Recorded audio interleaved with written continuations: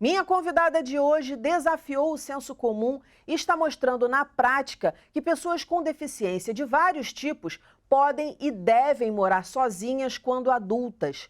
Como seguir em frente com seus sonhos quando ninguém acredita? De que forma superar preconceitos? Para essas e outras perguntas, um pouquinho de educação.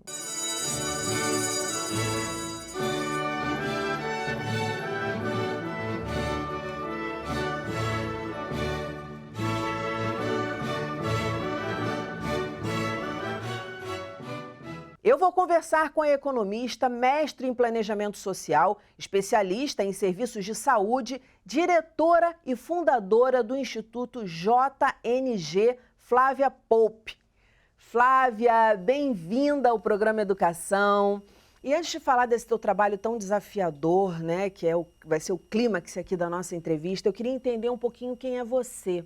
Como é que foi a sua educação e o que a gente pode linkar com a sua trajetória de luta, porque não precisa a gente entrar muito, te ouvir muito para saber que deve ter sido uma luta aí começar nesse projeto. Vamos lá para a infância. O que você acha que fez essa Flávia ser uma mulher assim que acredita tanto, que vai à luta? Ah, que boa pergunta. Tudo bom, Daniela? Bom, o começo lá da minha vida já faz um tempinho, né? Eu sou a filha mais velha de uma família numerosa. Depois de mim nasceram outros 3 filhos da minha mãe e do meu pai. Mais adiante, minha mãe decidiu adotar um menino. E assim, família volumosa, né? Então, acho que já essa questão de se preocupar com o entorno, olhar um pouco como ajudar, como... Né? Eu acho que isso me faz lembrar assim, um pouco dessa sensação sempre de tentar resolver alguma coisa e sobretudo, estar muito alerta, muito atenta. Acho que isso foi importante. E depois também tem um fato muito marcante na minha vida, na infância, que com 5 anos eu fiquei diabética. Eu tenho um diabetes tipo 1. Então, essa marca na minha infância, eu acho que explica muita coisa, né? Muito possivelmente, com aquela sensibilidade de criança, perceber a fragilidade da vida. Eu acho que isso me deu assim, uma energia para seguir adiante, para viver, para conviver com uma doença crônica e no meio de uma família muito divertida, numerosa. Eu acho que isso foi importante para ter essa sensibilidade mesmo para a condição das pessoas. Eu acho que é uma das coisas que... As pessoas acham que diabetes porque é uma doença comum. Não, a gente já gravou programas aqui no Educação, é algo muito sério e que traz um impacto na vida da pessoa muito grande, especialmente uma criança, quando vai a uma festinha, um monte de doce, um monte de coisa ali que não pode comer. Preconceito, não vamos chamar, não sei se você passou por isso, não vamos chamar ela porque ela não pode comer, aí fica com aquela cara tristinha ali no canto. Não sei como é que foi com você isso. Se alguém fez isso, eu não soube. Se alguém não me convidou, você não eu não se sentiu soube. Excluída? Não, eu me sentia um pouco sempre com alguma coisa estranha, né? Eu me sentia diferente porque eu lidava com sensações físicas, né, sensoriais mesmo, que eu não pensava se os outros sentiam ou não. Mas eu lembro que eu tinha sempre assim um certo limiar, eu estava sempre lidando com alguma coisa em que eu tinha que prestar atenção. Então eu sou muito alerta, sabe? Sou muito ligada. E quando você falou em família numerosa, pensando em luta, né? Eu também pensei, não num sentido agressivo da luta, mas no sentido de, numa família numerosa, você tem que marcar o teu espaço ali de alguma forma, né? Uma questão de territorial também, principalmente para criança, que não tem os recursos, né? Enfim, que a gente tem para analisar e olhar as coisas de uma outra forma. Você acha que teve a ver, assim, também com você marcar, com uma coisa de marcar território, que te ajudou a ser uma pessoa para frente, assim, que vai à luta? Eu acho que deve ter tudo a ver. Deve ter tudo a ver, porque eu lembro, assim, ainda tenho vagas lembranças de precisar... eu achava, às vezes, tudo meio confuso, sabe? Era muita gente. Então, eu acredito que sim. Eu acho que essa questão de também... sei lá, eu me refugiei muito nos estudos, né? Eu gostava mesmo de aprender, de ler. Sempre tive, eu acho, que uma mente um pouco inquieta e era muito criativa, né? Porque o mais velho e tudo, eu inventava muita arte também, inventava muita coisa. Sou bem criativa. E aí você sai, eu já vou dar um salto, você sai, vai para a Inglaterra estudar. Com quantos anos você tinha? Eu fui 2 vezes. A primeira vez eu tinha 18, mas depois eu fui me profissionalizar, né? A primeira vez eu fui, enfim, romper um pouco essa questão tão importante que a gente vai falar, né? De se independizar. Não é nada, não é nada. Eu tinha e tenho, né? Uma doença crônica e eu imagino a minha mãe e o meu pai muito preocupados em me soltar, né? Porque sempre tem os riscos de vai passar mal, não vai passar mal, como é que é isso? Mas a parte que é importante, eu morei na Inglaterra para fazer a minha especialização. Esse foi um momento muito importante no meu processo de educação, porque a minha primeira graduação foi em economia, embora eu ame conseguir pensar em termos econômicos, foi exatamente na Inglaterra que eu migrei completamente para a área social. Então, eu venho com uma bagagem, digamos, bem sólida de pensar, né, as questões, os fundamentos econômicos, que eu acho que isso é importante para a gente Você vem de uma forma, de um pensamento bem prático, né? Que exige bastante isso. Exato. Com a especialização que eu fiz na Inglaterra e, sobretudo, essa coisa da educação mesmo, como é legal, né? O convívio com outras culturas, o grupo era muito misturado, então, a partir dali, eu fui para o Quênia conhecer lá o interior, bem na fronteira com a Somália. Então, assim, a minha cabeça abriu, expandiu de uma maneira impressionante, impressionante mesmo. Sei como é que é. E aí a gente acaba vendo o mundo mais próximo do que ele é e como ele é diverso. Que a gente já está fazendo todos os links aí com o seu grande projeto. Exato. E aí, eu vou dar outro salto, porque eu quero falar bastante do teu projeto. Você se torna mãe, e isso muda para você muita coisa. Eu queria que você contasse um pouquinho dessa história para a gente chegar lá na tua ideia. Primeiro mãe do Camilo, e já foi uma grande experiência, uma gigante experiência, né? E 2 anos e meio depois, mãe do Nico, e aí é que vem a situação que nos leva ao Instituto JMG. O Nico era um bebê, não nasceu com alguma característica que fosse marcante, que a gente pudesse, né, ter aquele momento em pensar sobre o futuro dele.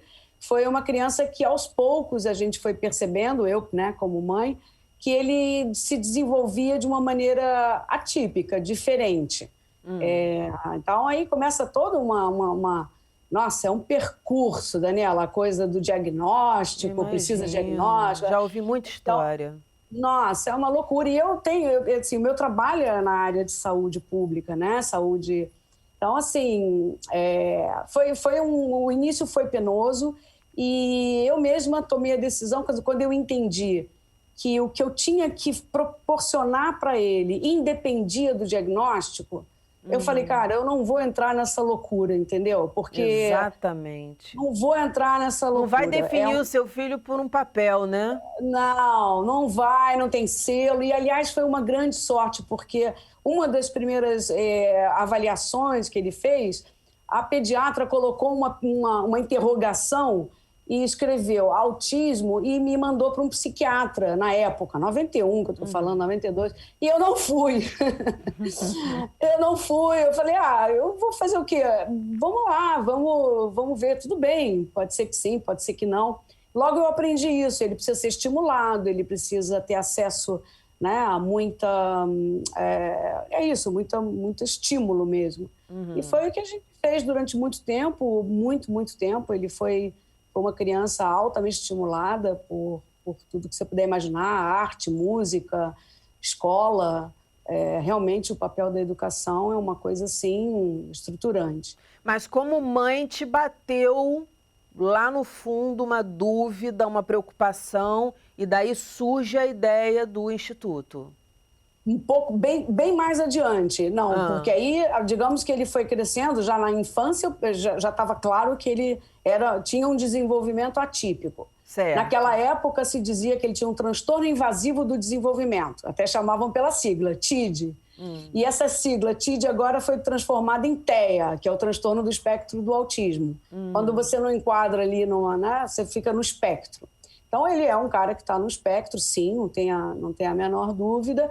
E a decisão de criar um instituto foi bem mais tarde. Foi realmente quando ele estava já terminando a fase escolar. Até então, eu estava trabalhando, aquela coisa de fase de criança e o outro filho também, e mudando de país, e, enfim, um monte de agitação na minha vida. Mas foi exatamente nesse período, sabe, Daniela? Quando vai terminando a fase da escola. Qual fase de escola que você diz? O ensino médio?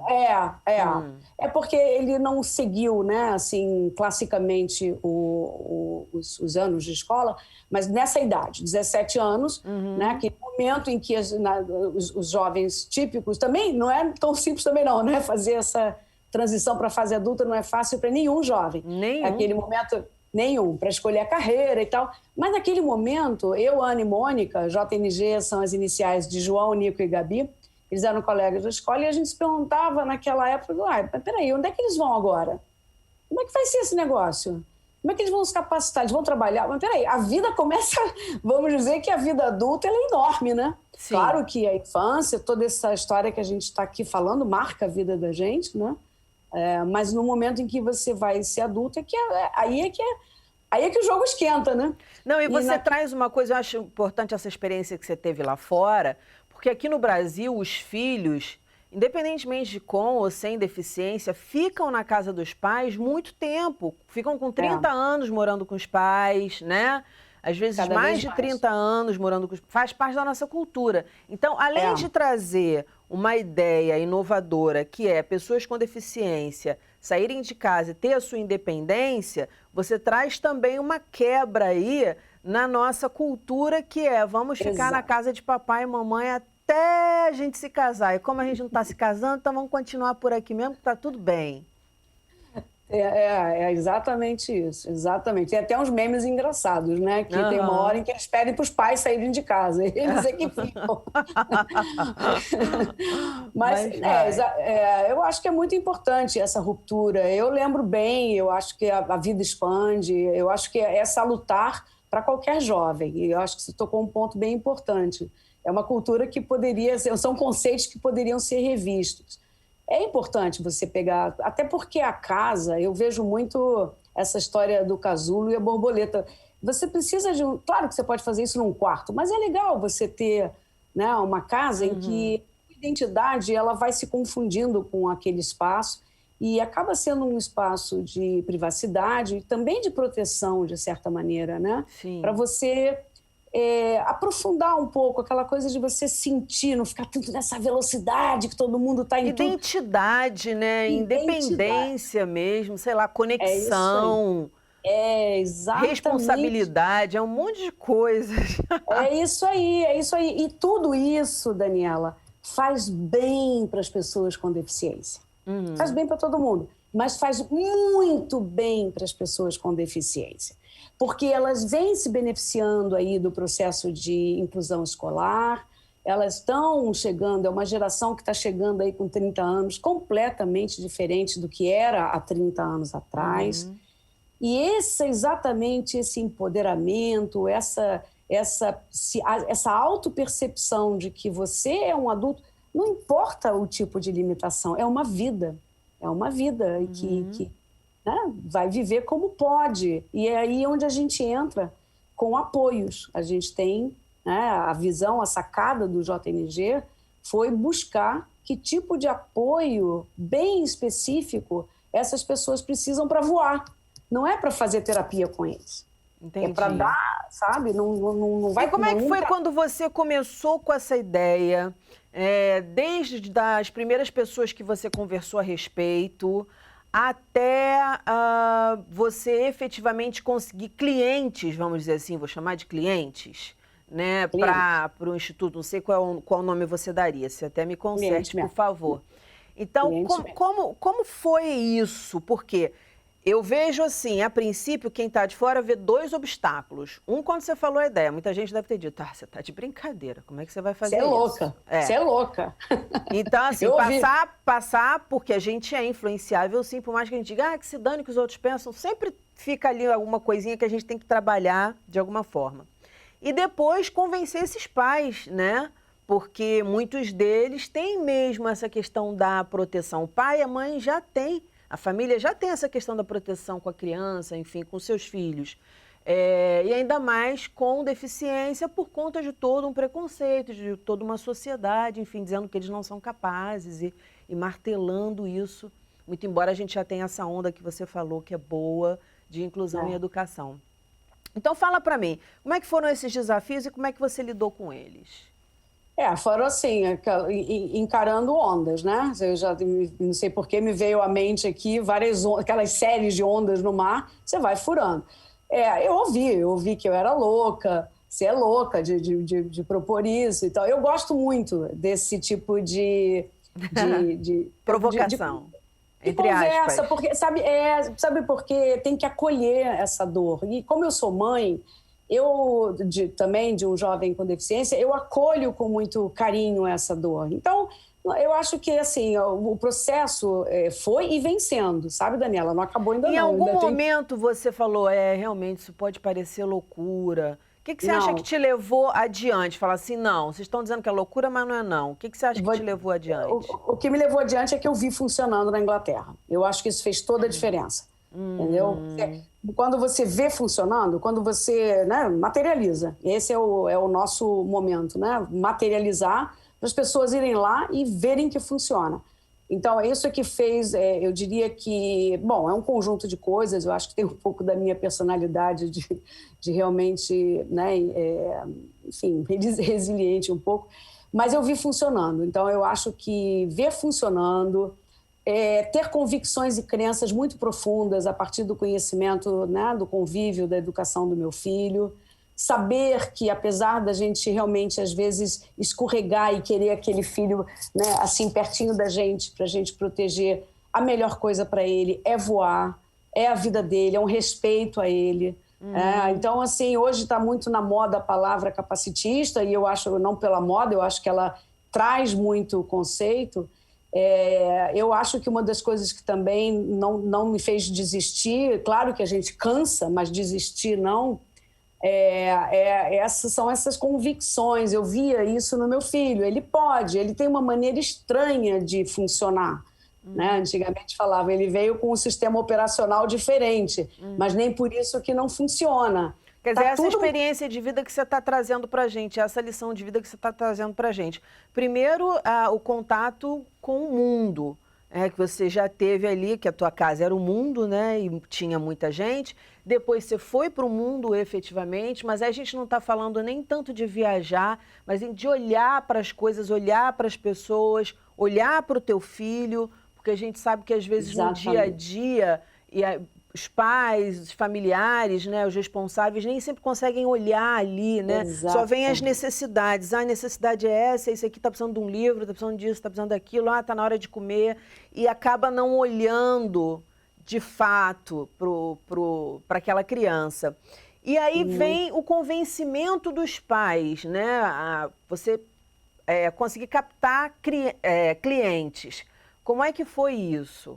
Isso foram muitas rodas de conversa, né? Muitas. E as pessoas vão como se você fosse ensaiar uma música. Então, a primeira vez sai desafinado e aí vai. E só para lembrar que uma coisa importante também, Daniela, o que também não me deixa desistir é ouvir os jovens que querem, porque a gente está falando dos pais e realmente os pais acabam sendo uma barreira porque são eles que viabilizam e são eles que têm medo. Mas quando você começa a ouvir os jovens, ali foi também um clique, porque eles querem, então eles me ligam às vezes e falam, Flávia, e aí, vai sair, não vai sair? Então aquilo fica no meu coração, não dá para desistir, entendeu? É um compromisso com eles. O convencimento vem, eu acho que é uma questão de tempo, como eu te falei, de acolhimento e respeito por essas pessoas, né? Não é por mal, um pai e uma mãe erram tentando acertar. a gente não sabe o que é certo e errado. Então, assim, tem que respeitar a vontade. O que assim, me deixa muito, às vezes, brava, e aí eu consigo muita energia, é que eu acho um absurdo o Brasil não ter uma opção dessas para esses jovens, sabe? Eu acho que tem que... Como é que não tem uma opção? Não tem. Nós somos os primeiros a trazer esse modelo de moradia independente. Eu queria saber como é que é isso, como é que é o prédio, onde fica, o que ele tem, que tipos de deficiência essa primeira galera que está com você, que vai morar ou já está morando no prédio tem? Conta tudo. Bom, funciona exatamente como você já mais ou menos descreveu. É um prédio num bairro urbano, nada de isolar, não tem que isolar ninguém, ao contrário. Eu chamo em que bairro estado? Urbano. A gente vai lançar agora, brevemente, no Rio de Janeiro. A gente começou no Rio e São Paulo. Qual bairro que vai ser? Flamengo. Nós estamos fazendo no Flamengo, na Praia do Flamengo. Hoje em dia, o mercado imobiliário está com um produto muito interessante que acoplou muito bem com o nosso, que é o co-living. Cada vez mais tem empreendimentos desse. A gente fez uma parceria muito bacana com a Como é que é isso? O co-living, ele é hoje em bairros onde possivelmente os imóveis são grandes e com aluguéis caros, eles fazem espaços menores de apartamento, são apartamentos pequenos, portanto ficam mais acessíveis do ponto de vista financeiro, monetário, mas os espaços comuns são muito... Você fica com vontade, entendeu? Você tem um coworking no prédio, você tem um salão de jogos. Não é muito condomínio, não. Não é assim, é uma coisa mais... por exemplo, uma lavanderia comunitária. Pega-se um grande imóvel e reformula esse imóvel. Faz um retrofit. Isso tá proliferando, sabe? Porque as pessoas vivem em espaços menores, o dinheiro, né? A gente está vivendo uma época de escassez. Então, para a gente caiu feito uma luva, porque é difícil você imaginar um prédio residencial comum e a gente precisa de um número, isso é importante explicar como funciona. É importante que haja um grupo, embora eles morem sozinhos, para você poder ter um custo equilibrado, você precisa ter entre 8 e 10 apartamentos com essas pessoas e eles estão vivendo é um prédio com pessoas com e sem deficiência. Não é só para pessoa com deficiência. De forma alguma, é misturado. Tudo junto, tudo misturado. E nesse prédio, a gente monta uma base de apoio. Nós temos metodologia, profissionais que a gente capacita e eles ficam ali como uma espécie de agente de monitoramento. Eles ficam ali por aí, nessa toada que as famílias começam então ele não vai ficar sozinho. Completamente abandonado, sorte. Não, e aí fica imaginando, tadinho, deprimido, sozinho à noite, sem falar com ninguém.